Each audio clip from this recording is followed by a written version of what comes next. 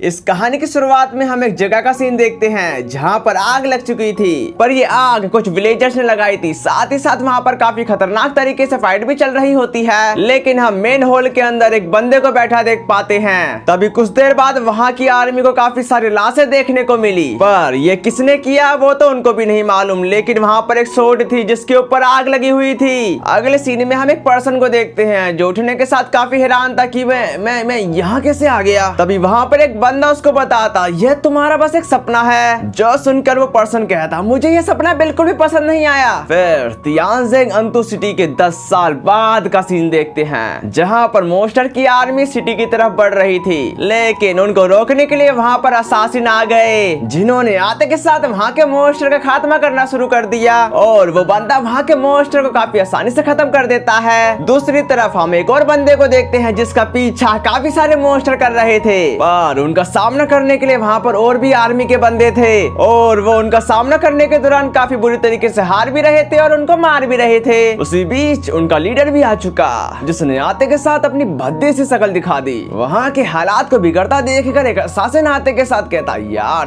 तुम ठीक हो। जो कहने के साथ उस मोस्टर ने उस पर तुरंत हमला कर दिया, लेकिन उसका साथ ही आते हुए उनको तो एक ही झटके में खत्म कर देता है। जिसको देखकर वहां का चीफ बताता आप कैसे हो मास्टर। जिस पर फोक्स का कहना है इस समय आजुकी कैसल तोकुगावा लेयासु का वेलकम रिसेप्शन किया जा रहा था। मेरा मानना है कि टाइम स्पीड अस्टल आर्मी का गोड लेयासु को मारना चाहता है। तभी एक लड़की मोस्टर को मारने के दौरान कहती उन्होंने कहा था कि इसे ऐसा नहीं होने देंगे। जिस बात पर असासिन ने कहा खैर उनका पीछा करना छोड़ दें। दूसरी तरफ हम एक बंदे को देखते हैं जो उनका अकेले ही सामना कर रहा था। तभी एक मोस्टर ने उस पर अटैक कर दिया, लेकिन उसके पास बचने का कोई भी रास्ता नहीं बचा था। उसी वक्त एक और पर्सन उसे खत्म करते हुए बोलता क्या तुम ठीक हो। ये बात को सुनकर वो बंदा कहता है हाँ मेरे को अब कोई दिक्कत नहीं है, और उसकी ऐसी बातों को सुनकर वो पर्सन हंसने लगा। जो देख कर वो बंदा कहता है मुझे खुशी है कि तुमको इसमें मजा आ रहा है। जिस पर वो पर्सन कहने लगा मैं इतना स्ट्रॉन्ग बनना चाहता हूँ कि हर बात पर हंस सकूं। ऐसी बातों को सुनकर वो बंदा कहता है स्ट्रांग होने का क्या ही मतलब है। जो सुनकर वो पर्सन उसको बताने लगा खैर फिर तो बैटल ही खत्म हो जाएगा।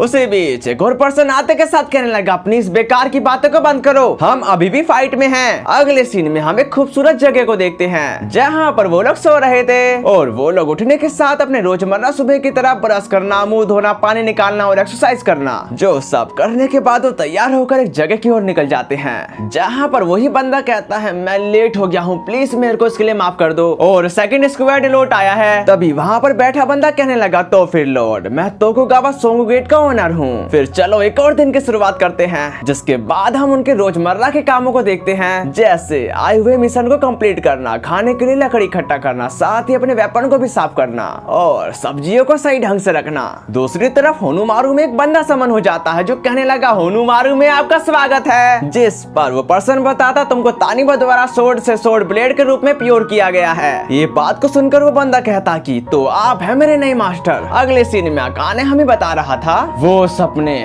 मैं जानता हूँ क्योंकि वो हमेशा आते हैं और यह मेरा तब का सपना है जब मैं एक सोर्ड था। जो सुनकर वो पर्सन कहता है मेरे भी सपने हैं लेकिन ऐसा नहीं है क्योंकि हम सभी के सपने अलग होते हैं और तानोजी का इंसिडेंट शायद ये सपने से भी बड़ा है, शायद यह कोई मेमोरी हो। एग्जाम्पल के लिए तुमको गहरा पछतावा है, चलो मैं तुमको कुछ मेडिसिन दे देता हूँ जिससे तुमको अच्छी नींद आए। तभी वहाँ पर वो बच्चे आते के साथ कह रहे थे लगता है वो यहाँ भी नहीं है। जो सुनकर जैगन ने कहा क्या चल रहा है। जिस पर लड़की बताती जैगन क्या हमारे यहाँ कोई न्यू कमर नहीं है। अगले सीन में सामू और डाइकी फाइट कर रहे थे जहाँ पर हम साफ साफ देख पाते हैं कि सामू डाइकी पर भारी पड़ता हुआ नजर आ रहा था। तभी माकोटो डाइकी को सपोर्ट करते हुए कह रहा था तुम सिर्फ उनकी रक्षा करके नहीं जीत सकते।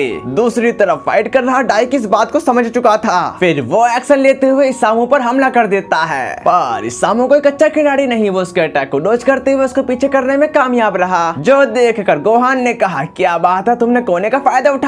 तभी माहितो का कहना है अब ये अच्छा कदम है, लेकिन फाइट में समू बताता है ऐसा कभी नहीं होगा। जो कहने के साथ उसने उस पर हमला कर दिया जिसकी वजह से वो गिरने ही वाला था, पर वो अपने आप को संभाल लेता है। इसी के साथ उनके दरमियान फाइट शुरू हो जाती है जहाँ पर वो फाइट करते हुए काफी ज्यादा थक चुके थे, इसलिए उन दोनों ने अपनी पूरी ताकत के साथ एक दूसरे पर हमला कर दिया। लेकिन इस अटैक की वजह से उन दोनों की शॉट उनके हाथों से ही छूट गई, जिसे देखकर कुहारू बोलता इसी के साथ ही मैच ड्रॉ होता है। ये बात को सुनकर सामू कहता है यह सिर्फ सिर्फ इसलिए हुआ है क्योंकि डाइकी सबसे पहले सामने आ गया। और पहली बात, मैं हारा नहीं, ठीक है, चलो एक और मैच खेलते हैं। उसकी ऐसी बातों को सुनकर एक पर्सन आते हुए कहा, अब नहीं, अगला मैच मैं खेलूंगा। जो सुनकर माहितो कहता है, मुझे सेकंड पर्सन बनने में कोई दिक्कत नहीं है। जिस पर गोहान बताता है, हाथों पर अगले ट्रेनिंग के बारे में क्या ख्याल है बिडू? तभी माहितो ने कहा, तुम इसे कैसे जानते हो? असली फाइट आमने सामने की ऐसे नहीं होती। ये बात को सुनकर माकोटो कहता है कि ये एक अच्छी ट्रेनिंग हो सकती है। फिर वो अकाने को देखने के साथ बताता, ओ मिस्टर इन्वेस्टिगेटर। जो बात को सुनकर गोहान कहने लगा था,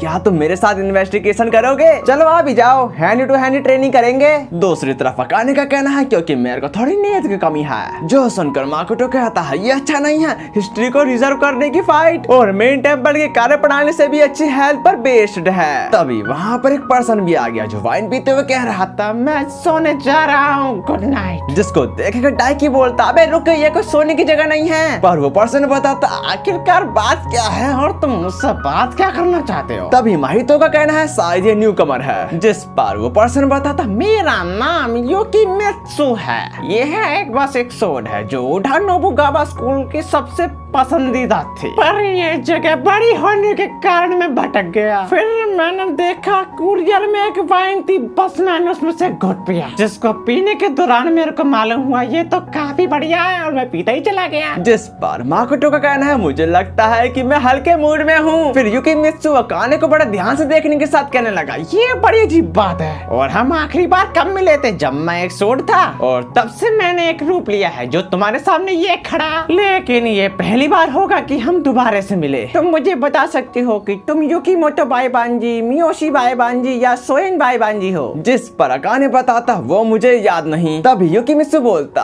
क्या वह लोड नहीं है? खैर, मुझे पास्ट के बारे में ज्यादा कुछ याद नहीं, लेकिन यही एकमात्र चीज है जो मुझे याद है, तुम और मैं दोनों नोकुगावा की सोड थे। तभी हम उस बंदे को देखते हैं जिसने उसको समन किया था, और वो युकिमित्सु से कह रहा था, अरे युकिमित्सु, मैं तुम्हें ही ढूंढ रहा हूँ, पर मैं देख रहा हूँ कि तुम सबसे पहले ही मिल चुके हो। जो सुनकर युकिमित्सु कहता, हाँ, मुझे कुछ पुराने दोस्त मिले हैं। जिस पर गोहान बताता, कहा जाता है वे और नोबुनागा के फॉर्मर मास्टर के रूप में दोस्त थे। ये बात को सुनकर युकिमित्सु कहता है, क्या लॉर्ड नोबुनागा की एक और भी सोड थी? जो सुनने के बाद माकोटो कहने लगा था, हाँ, नोबुनागा सोड का एक फेमस कलेक्टर था। ऐसी बातों को सुनकर इसामु उनको बताने लगा, मेरा मानना है ऐसी कोई सोड है जो उनके साथ जुड़ी हुई है। दूसरी तरफ उस बंदे ने कहा, मैंने सोचा कि मैं अभी इसको इंट्रोडक्शन करवाने के लिए मेन हॉल के चारों तरफ घुमाऊंगा, पर लॉर्ड ने मुझको इसके लिए कुछ करने को कहा था, तो क्या तुम में से कोई इसको गाइड करेगा? वो बात को सुनकर अकाने का कहना है, हाँ, मैं तैयार हूँ। जो सुनकर वो बंदा कहता है, हम पुराने दोस्त हैं, तुम्हारे पास बात करने के लिए काफी कुछ हो सकता है, फिर मुझसे आकर पूछ लेना।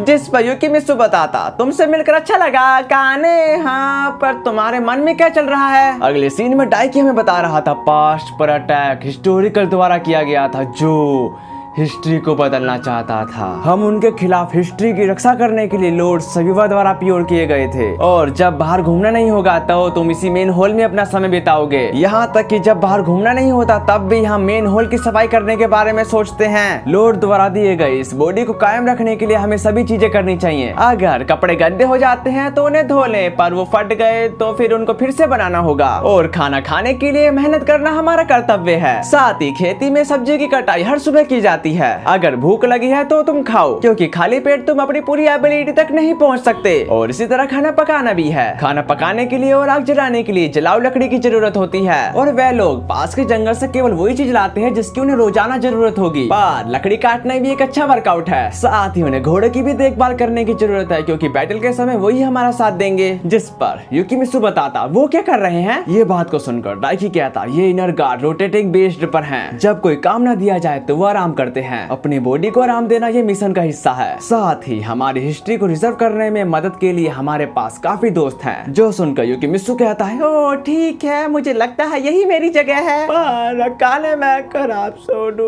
लेकिन मैं अपना वेरी बेस्ट करूंगा। जो सुनकर डाइकी कहता है, तुमने अभी क्या कहा? तभी युकिमित्सु कहने लगा, मैं लॉर्ड हूँ, बल्कि क्या हूँ, मैं फॉर्मर लॉर्ड हूँ, और लॉर्ड नोबुनागा ने मुझे काफी प्यार दिया, पर मैं उसे वापस नहीं कर सकता, इसलिए मैं एक बुरी सोड हूँ। अगले सीन में में जेजन कह रहा था, मैंने सुना है डेडिकेशन सोर्ड नोबुनागा के स्थान पर थी। मुझे आशा है अकाने का सपना खराब नहीं हो सकता। नोबुनागा सान ने हर महान सोर्ड को अपना बनाने की कोशिश की। ऐसा लग रहा था मानो उस दुनिया की पावर को वो अपने पास रखना चाहता है। उसकी ऐसी बातों को सुनकर अकाने ने कहा, यह ओकाज़ुमा की बैटल का था। नोबुनागा और योशिमोटो इमागावा दोनों आर्मी को लीड किया। उस बैटल के अंत में जो ओकाज़ुमा में हुई, लेकिन उस समय मेरे पास योशिमोटो इमागावा की सोर्ड थी, जिस वजह से नोबुगामा की आर्मी ने इमागावा के मेन कैंप पर हमला कर दिया और उन्होंने जनरल इन चीफ इमागावा योशिमोटो को हराया। जब योशिमोटो को गोली मारी गई थी तब डीमन किंग ने उसे खदेड़ दिया था। मैं आज वह पर्सन हूँ जो मैं हूँ क्योंकि उन्होंने मुझ पर अपनी छाप छोड़ दी है। लेकिन डीमन किंग के मरने के बाद वो टायोटोमी फैमिली के पास चला गया। उसके बाद उसको तोकुगावा फैमिली की ओर भेज दिया गया। जो सुनकर जेगन कहता, आखिरकार नोबुगावा ने उस पर अपनी छाप कैसे डाल दी? शायद वह सभी हेवनली होस्ट के सिंबल के प्रतीक का प्रदर्शन करना चाहते थे। जिसके जवाब पर अकाने कहने लगता, मैं पिंजरे में बंद एक पक्षी की तरह हूँ और उनका इस्तेमाल कभी नहीं किया गया, पर उनका होना आवश्यक था। डीमन लॉर्ड का निशान इस निशान का कारण है। नेक्स्ट सीन में हम उसी बंदे को एक जगह पर देख पाते हैं जहाँ पर वो कह रहा था, अब ये ओनोबाजी किस प्रकार की कहानी हो की मुझे उम्मीद है। तो इसी के साथ ही एपिसोड यहीं पर खत्म होता है। पर ये एक्सप्लेनेशन आपको कैसी लगी? लेकिन इसमें कुछ कमियां भी हैं तो वो आप मेरे को कमेंट में बता देना। लेकिन देखो कमेंट में कुछ भी पढ़ देना, क्योंकि मुझे उसे देखकर ऐसा लगता है कि जैसे कि मैं एवरेस्ट की चोटी पर चढ़ गया। तो कुछ कहने को बचा नहीं है तो मैं जाऊं, पर मेरा जाने को मन नहीं कर रहा। लेकिन अगली वीडियो बनाने के लिए मेरे को जाना ही होगा।